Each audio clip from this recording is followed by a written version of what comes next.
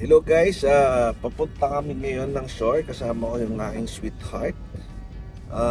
Plano kasi namin bumili ng unit dun sa Shore Tree Residences.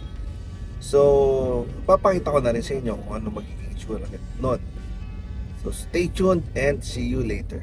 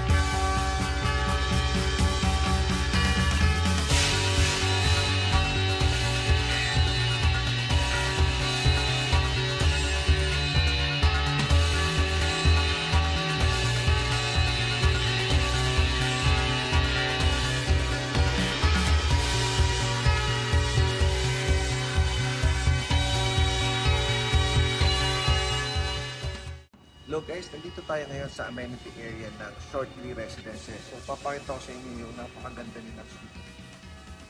So, ito yung ating lap pool.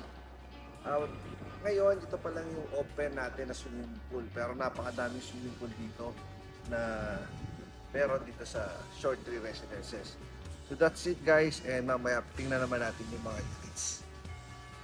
Hello guys, nandito tayo ngayon sa Suite A ng Shore Tree Residences. So ipapakita ko sa inyo ano yung magiging itsura once na mag-avail kayo dito. So dito, meron tayong hanging cabinet. Ito yung seat natin, then sa baba yung ating cabinet ulit. So dito naman sa kabila, ito yung ating comfort room. Meron tayong provision for washing machine. Then ito yung ating shower. So dito, pwede tayo maglagay ng refrigerator. Then dito naman yung ating dining. Tapos kung gusto nyo maglagay ng TV dito, ayan, pwede. Dito, pwede kayo maglagay ng sofa bed, no? Para pwede nyo rin magamit once na meron kayong mga bisita. And dito, of course, kung gusto nyo magtrabaho, pwede kayo maglagay ng mini office, laptop, computer, para makapag-work from home kayo. Tapos dito yung ating balcony. So, puntahan naman natin yung CR. Bedroom. So, ito yung bedroom natin. Kasya yung queen size or double bed. So, that's it. So, puntahan naman natin yung suite B. Ayun. And hello. Nandito naman tayo sa suite B ng Shore Tree Residences. At papakita ko sa inyo ano yung difference ba. So, dito same lang. Merong hanging cabinet, sink. Sa baba, yan. Tapos may strap. Dito naman, same lang din. CR, shower, provision for washing machine, then sink, provision for refrigerator. Ang difference dito is itong kwarto, no? Yung kwarto nandito. Ayan. So ito naman yung queen size bed or double bed. Kasi din, pwede namin lagay ng cabinets dito.